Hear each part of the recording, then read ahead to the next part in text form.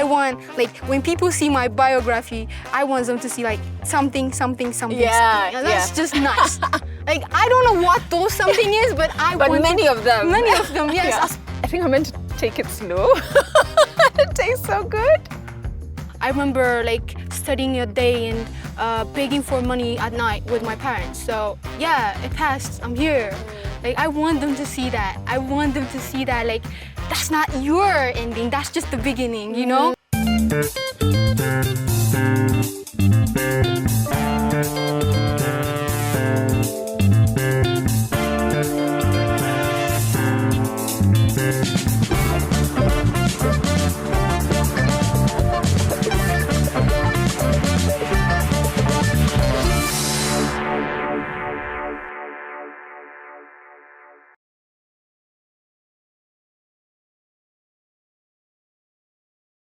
Having been to Addis before, I've noticed it is rapidly expanding, which is very evident in its ever-growing skyline. But what's also great to see is attention being put to creating parks and recreational spaces for all to enjoy. So today I'm at Entoto Mountain Park. It's one of the mountains that surrounds Addis and it's known to give you the best views of the city. It's also known to be the one place that a lot of those famous Ethiopian athletes we love come to train. There's tons to do here, from learning more about Ethiopian coffee, zip lining, horse riding, and so much more. But first, let's check out the view.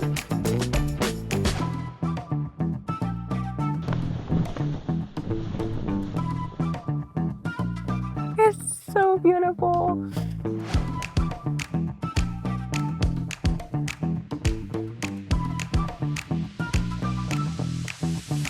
It is so wild, like how much I'm seeing.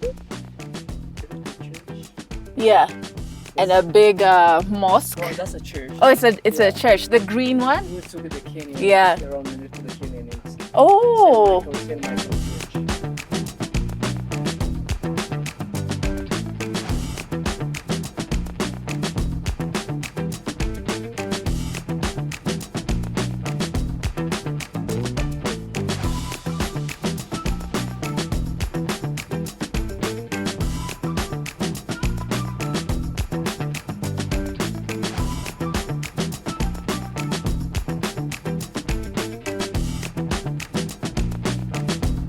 I don't think you can have this and go back to instant coffee. Like, there's like a smoky, stronger feel to it.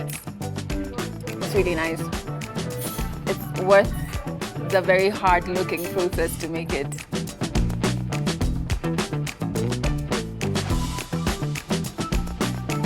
Okay, so I'm about to try something really fun. You know how in Kenya we have honey wine called muratina or murat? Well, in Ethiopia, I've just found out they have an equivalent called thech. So I can't have come all the way here and not give it a try. My only hope is that it's not as strong as muratina because I have so much more to do in the day. I don't want to be knocked out, but I still have to give it a taste. Thank you. Yeah, you can definitely, it does smell like muratina. There's like fermented, I want to say pineapple. Definitely can smell the honey, but a fermented fruit as well. Dun, dun, dun, dun. What if like I pass out after, after this?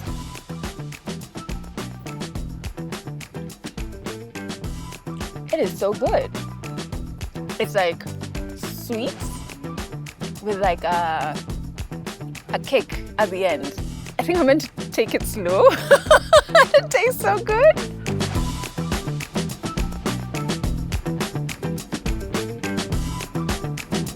It actually just tastes like juice. It is not bad. Please don't crucify me, Kenyans, but this is much softer than muratina. I feel like I would rather this. It goes down smoother and it's sweeter and like, yeah, softer. I don't know if that makes sense, but softer and more honey. It's a yes from me. Thech. So I've really enjoyed my time here at Entoto Mountain Park. There's so much to do. I've barely scratched the surface. And the view of Addis is to die for. So next time you are in Addis, make sure this is on your list of things to do. After enjoying Entoto National Park, I met up with the bubbly Kasech, and she was going to help me find more green spaces in Addis. I want to get to know the meaning of your name, Kasech. Did I say it right? Yeah, you did say it right. Yes. What's the meaning of it? Actually, my pops named me Kasech, and I was like a 7 months child. Okay. So, and then like they didn't even like planned on having me. So like my brother died Oh no, before, like he was the only son in our house, and Yeah. like he died before I was born. And my pop was like so devastated about it. So then when I born, he said like God give me something that like I can compensate my pain with. So he said he named me Kasech. That means, you know, something to, it's like compensation kind of. So he named me Kasech. That is so wonderful. Yeah, it is actually, but it's tough. Yeah. Because like you have the, like, you know, you have to be the man, the boy that was gone. So, Yeah. Was Addis always home? Is this where you were born or? Born and raised here. Great. What do you love most about Addis? It's just you have the access of everything, you know, like the education, everything. The like you have everything. The like the light and the water source, everything. You have this. This is actually the capital city of our country. Yeah. So you have everything. You are close to the, you know, the developments that's Yeah. going around. Yeah. So it would be easier, like having the access and things. We're seeing like a lot of construction and it's like, it's good. I know you have some strong thoughts about it.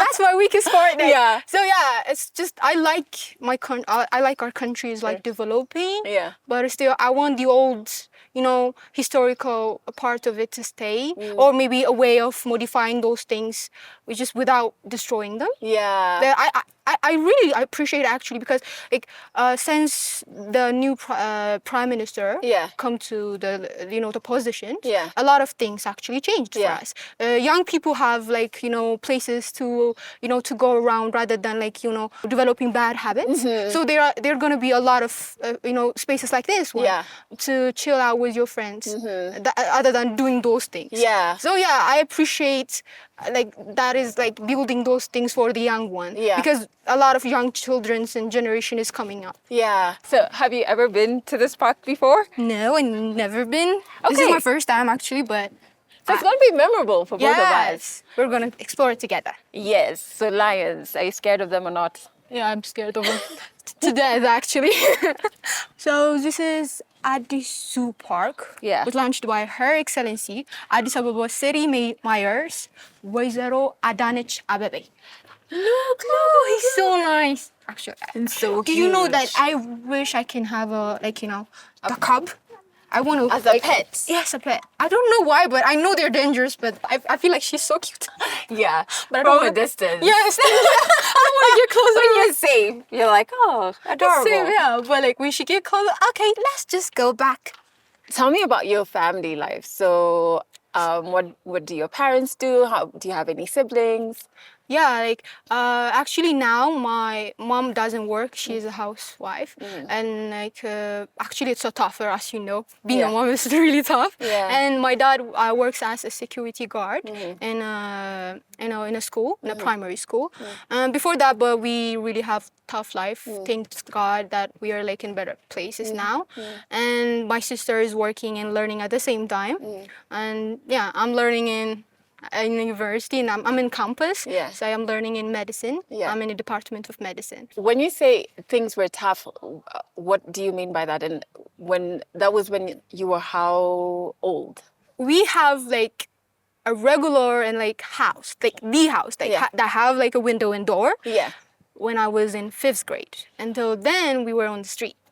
So yeah, I have to, you know, help my family, you know, like in terms of finance, and I used to sell things. I never, you know, focus on my learning a lot, because I at that time I didn't think that was important, because, you know, I know that I have to support my mom in terms of income, and as long as we have to survive those situations. So after school, I used to do works. I used to sell soaps in the marketplace and everything.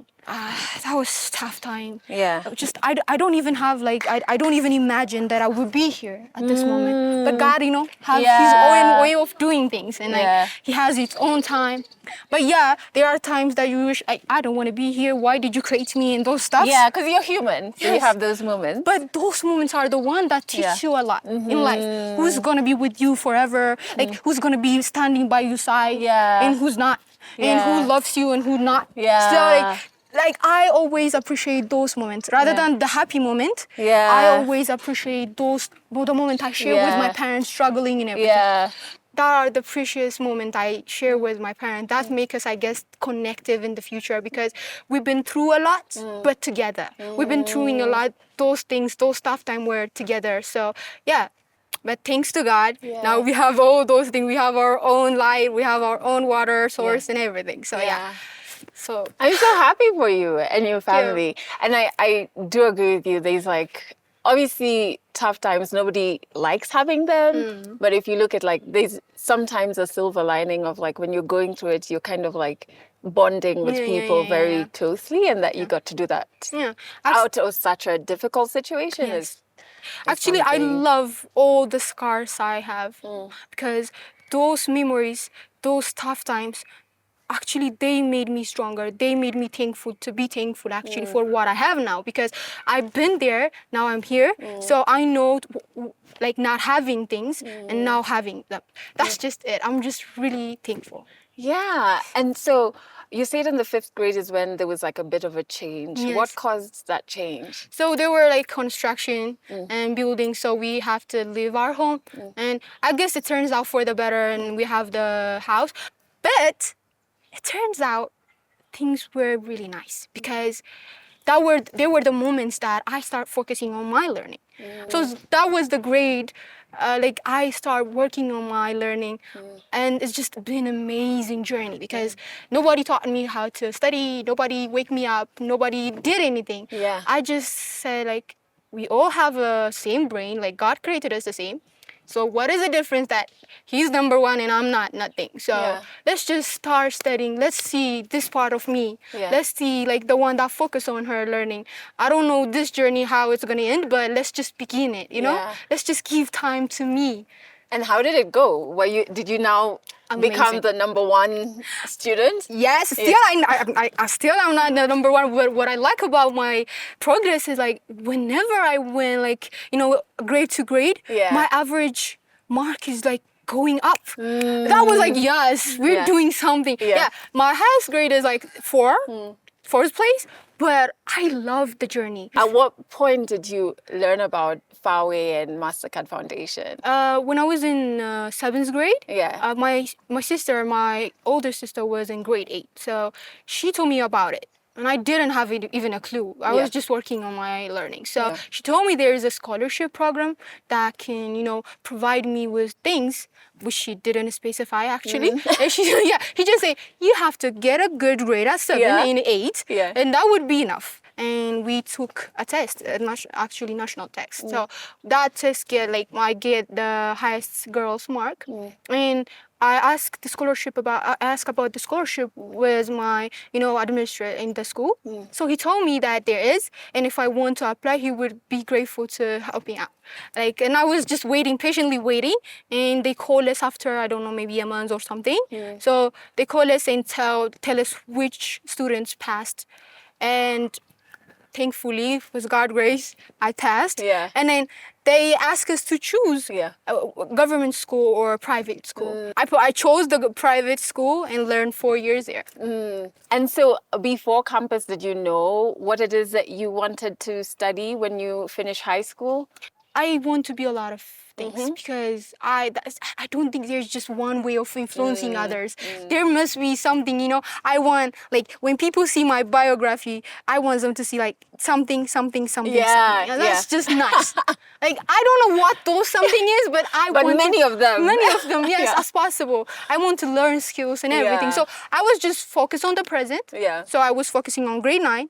And then when I passed to 10, I want to focus only on 10. Yes, I was on the present. Yeah. People were like, oh, what I'm gonna choose? And I'm like, Yeah. I wasn't actually caring about that. Let's just focus on this. Yeah. Let's do what we can do now, and let's see what the future holds for Yeah. us. Actually, Yeah.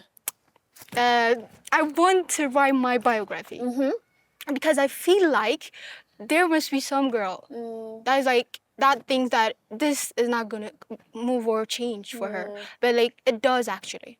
It does. I see girls on the street. I see people on the street and like losing everything. I remember like studying a day and begging for money at night with my parents. So yeah, it passed. I'm here. Like I want them to see that. I want them to see that like that's not your ending. That's just the beginning. You know, that was my beginning.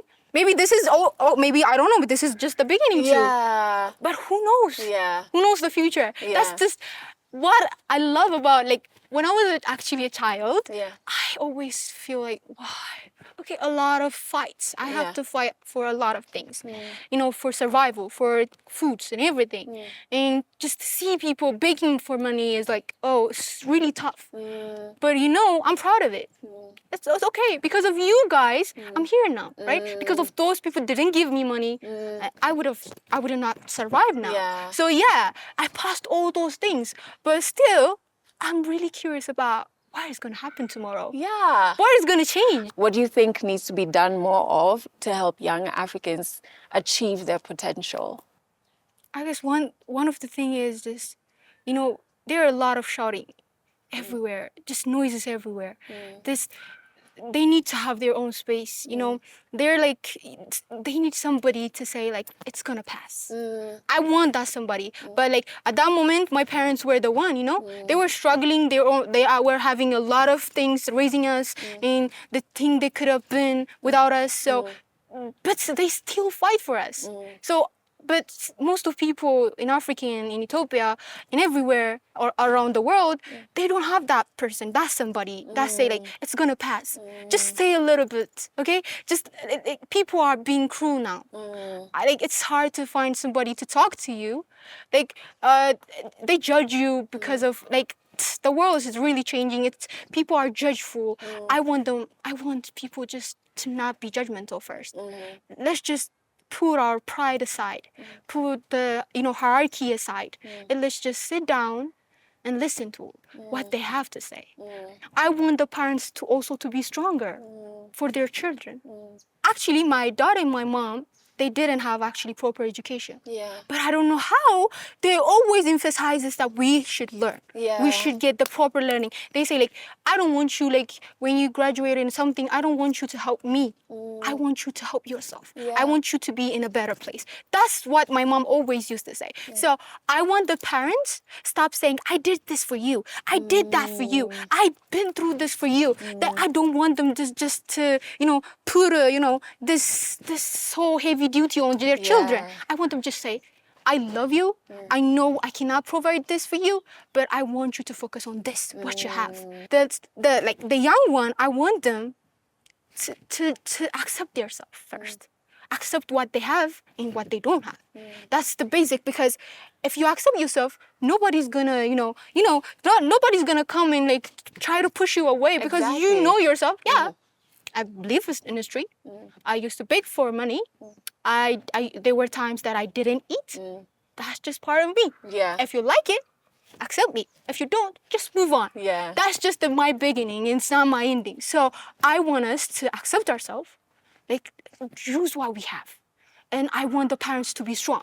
In the society, just to be kinder, to rather than just creating this hierarchy everywhere. Like they don't belong with us, and they don't belong with us. I just want them to stop, because we already have enough. We just already have life already been beating those people up. They just don't need additional. They just need like, hi, are you fine? Are you all right? Is there anything I can do? Is there something I can help you with? That's just the word. Even if you don't do anything, that's just, okay, there must be somebody that cares. There must be somebody that sees me. I care. Like, I do care about others because I know where I've been through. and I saw people who didn't care about me being well or, fed and everything. But still, there were people that were kind. They were like, I saw people that are like angels, they were like so really like understanding, helpful. So I want those people to be more. I want the people to be kinder, understanding, and listener. Most probably, the most important one is like, listen. Yeah. You have to listen. There is a lot of things that you have to listen. By the way, Ado, if you didn't listen to me, you wouldn't have known that I've been through this, right? That you gave chance to listen to me. This is one of the things you can do. When you have time, when people want to talk to you, listen to them. There must be something that you should be learning or should take a lesson to. But if you ignore them at the moment, you were gonna be learned by the life itself. And it's gonna it's gonna take something that's too precious for you. There's a lot to learn from each other. We have to connect. We have to share. I enjoyed Kasechi's infectious energy and passion just as much as I was inspired by her journey and how she owns every part of her story. She's taught me that through life's highs and lows, you decide which part of your story will guide you. Thank you for watching. Make sure you subscribe and stay tuned to find out where we're heading to next.